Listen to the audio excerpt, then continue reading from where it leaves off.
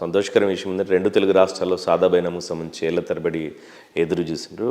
ఈ క్రమంలో ఇప్పుడు తెలంగాణకు సంబంధించి సాదా బైనాలు ఏం చేస్తుంది, ఇప్పుడు ఏపీలో ఇవన్నీ కంపేర్ చేస్తే ఎట్లా ఉంది సార్ ఆలోచన? అంటే 2 ప్రభుత్వాలు సాదా బైనామా 2014 నుంచి కూడా మళ్ళీ చేసుకుంటూనే వస్తున్నారు. అది సంతోషం.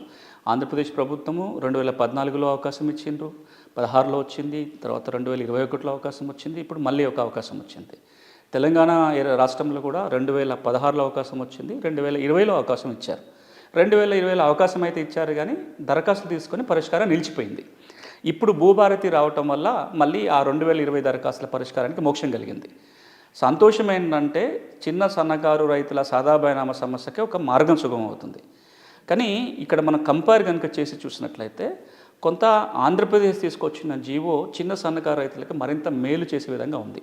ఒకటి, దరఖాస్తు పెట్టుకోవడానికి మళ్ళీ 2 ఏళ్ల పాటు సమయం ఉంది. తెలంగాణలో ఏమో 2020లో పెట్టుకున్న వాటికి అవకాశం తప్ప కొత్తగా దరఖాస్తు పెట్టుకోవడానికి తెలంగాణలో లేదు.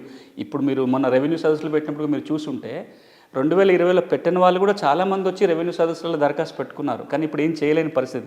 చట్టంలోనేమో ఉంది 2020 నాటికి పెట్టుకుంటేనే చేయాలని ఉంది. తెలంగాణ కూడా ఒకసారి మళ్ళీ పునఃపరిశీలన చేయాలి.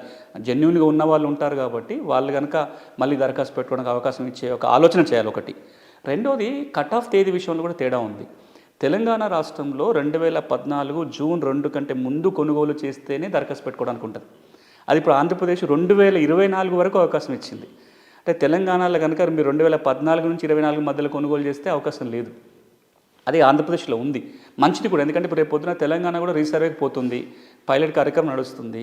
మీరు గ్రామాల్లో రీసర్వేకి పోయినప్పుడు మళ్ళీ ఇదే సమస్య అడ్డం పడుతుంది. మీరు రీసర్వే చేయాలన్నా కొంత మార్పు చేసుకోవాల్సిన ఉంది. ఎందుకంటే ఈ రోజు వరకు కొన్న వాళ్ళకు కూడా జెన్యున్గా కొన్న వాళ్ళు ఉంటే కనుక ఇప్పుడు ఆర్ఓఆర్ ఏంది, మీరేమో ఎవరికి భూమి యజమాని మీరు చేయట్లా, ఆయన యజమాని మీరు గుర్తిస్తున్నారు అంతే.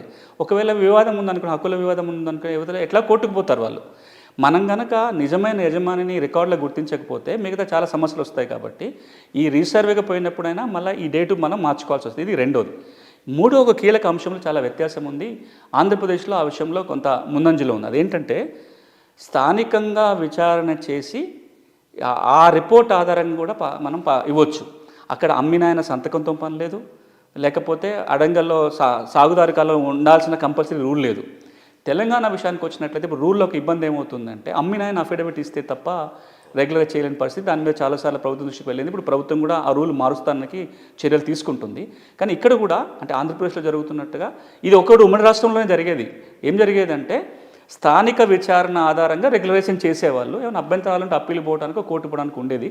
కాబట్టి ఇక్కడ కూడా అంటే ఆంధ్రప్రదేశ్లో మనం జీవోలు ఇంతకుముందు మాట్లాడుకున్నట్టుగా ఒకసారి కనుక దరఖాస్తు చేసుకున్నట్లయితే స్థానిక విచారణ ఆధారంగా చేయగలిగినట్లయితే చిన్న సన్నకారు రైతులకి నిజంగా జెన్యూన్గా ఉన్న వాళ్ళకి మరింత మేలు జరుగుతుంది.